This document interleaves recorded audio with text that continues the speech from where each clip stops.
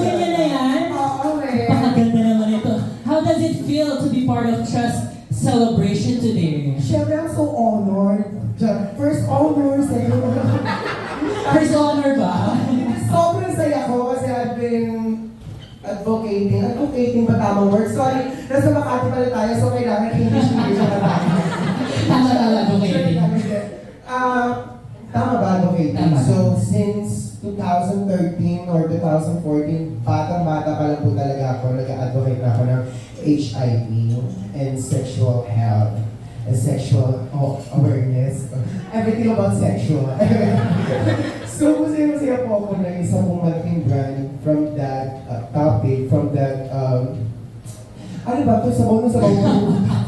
Hindi, masaya po ako na isa sa mga tina-trust natin when it comes to sexual. Ay, kinuha yung kanta ko, kanta nila. Pakanta natin lahat. So, masaya ako. Oo. That's true. Siyempre, you are championing this kind of topics and discussions, di ba? So, ayan, maraming salamat for sharing your time right here. Pero syempre, dahil nandito ka na, airtime ka muna, dito ka lang. Okay, so... para tayo magiging hapon mamaya.